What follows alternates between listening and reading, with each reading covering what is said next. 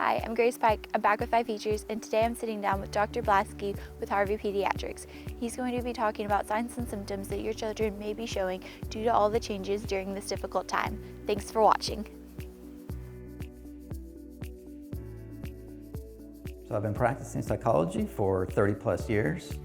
Got my initial training University of Missouri in Columbia, Missouri, and been helping kids ever since. Coming here in a pediatric practice, that's what really piqued my interest as far as we got the medical avenue.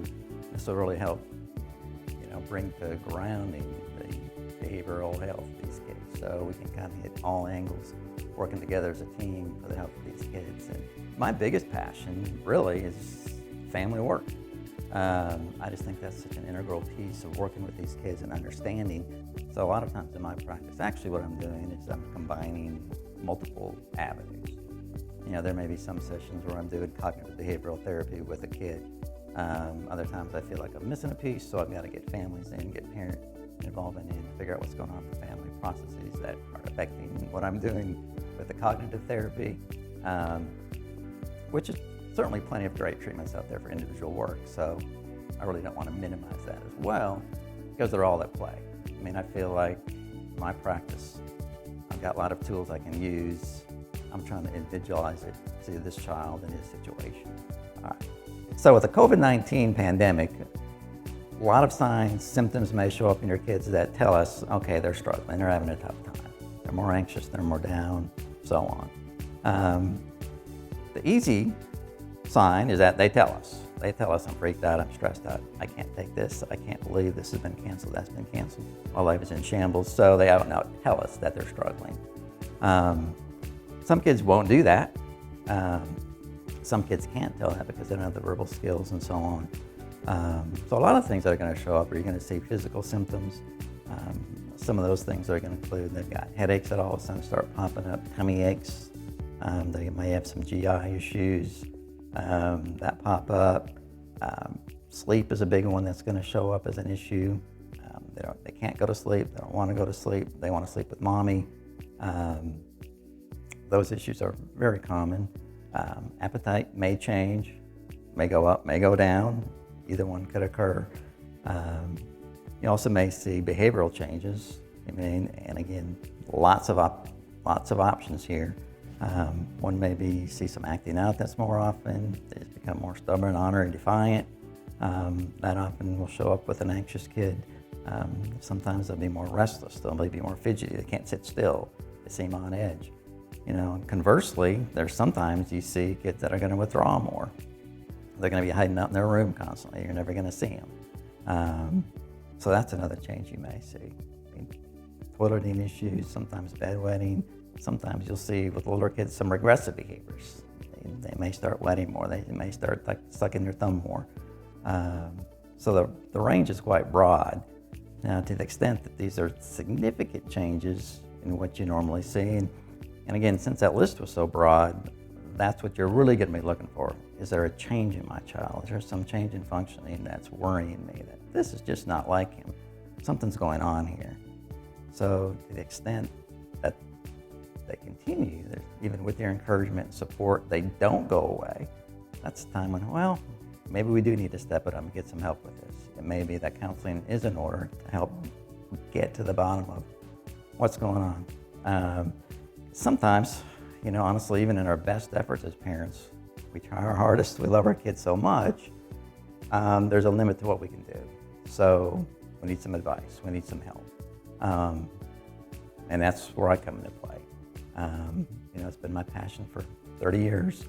So, and as a parent myself, I understand there are certain times we need support ourselves, we need help. So that's when we get it.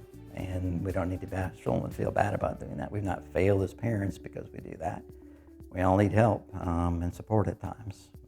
So here at Harvey Pediatrics, in addition to doing my therapy services with the children and adolescents, a big part of my role here as a team member is to provide psychological evaluations. And those are very wide-ranging, one of which behavioral issues, mood issues, anxiety, depression, help clarify diagnoses for treatment alternatives, looking at intellectual concerns, learning concerns, ADHD evaluations, autism evaluations are a big part of what I do to help clarify those diagnoses for parents that truly need them to gain the services that they need. When families come into Harvey Pediatrics and come in for an appointment with myself, the first session is going to be me asking lots of questions to get a good history, to get a good understanding what their concerns are, getting a history of that, and most importantly, what do they want out of it? What do people hope to expect? What can I do for you that's going to help you have a better life, feel better about what's going on in your family, feel better about what's going on with your child? Yeah. Currently, we're all going through the pandemic, COVID-19. It certainly affects families in a huge way because it's essentially turned our life upside down. We're not able to do many things that we could do, want to do. So essentially, it's adding another layer of stress on the cake that we've got to do something about. So the question becomes, what are we going to do about that extra layer?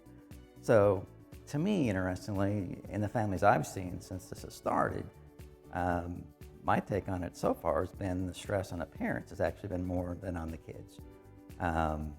There's a ton of adult issues that are hitting these parents so hard, whether it's direct health issues, got unemployment issues, I'm broke, how am I going to feed my family?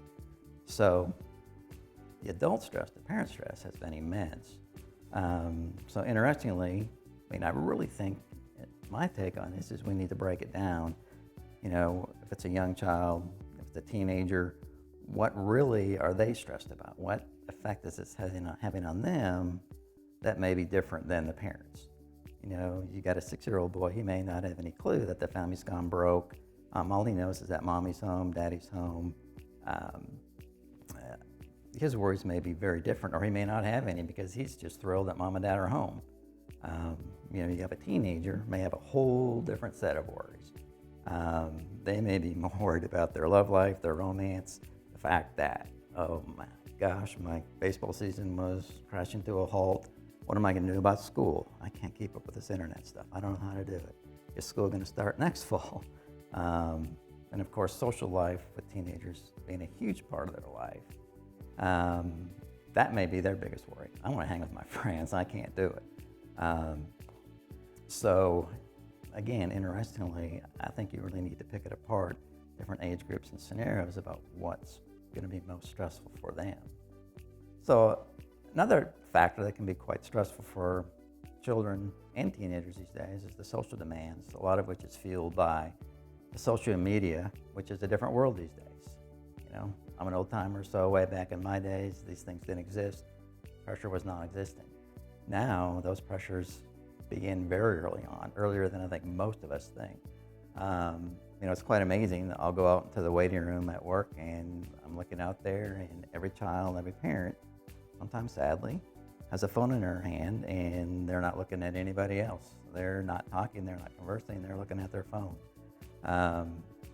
So those issues, another whole talk for another day perhaps, but are quite striking, and I think we probably know the tip of the iceberg as far as the effect that's going to have on our kids socially. Again, going back to just the lack of control, one of the things parents can do is just help themselves and their kids, focus on where's my piece of the pie? What do I have control over? How can I problem solve and attack that every day? My style tends to be in therapy to be very problem solving, pragmatic. Let's figure out what's going on for this person. How is it impinging upon them? Are they anxious? How can we help them solve that? By focusing on, what do I have control over now? Part of the problem with this pandemic is that we don't have any control over a big chunk of this. And with kids, having some predictability and control, that's what's going to make them thrive. So if they don't have that, that's what's going to induce that anxiety. And so my practice at Harvey Pediatrics in therapy, I'll see kids as young as 3-4 years old, all the way up through their teenage years. If I'm working with parents specifically on behavior management strategies, even younger than that. Testing, about the same age range. Evaluations will even go down to age 2, 3 for autism, and again, all the way up through teenage years to adulthood. Thank you to Dr. Blasky for sharing some examples of signs and symptoms that children may be showing during this difficult time. If your child is needing help, please reach out to the Harvey Pediatric team for assistance. Thanks for watching.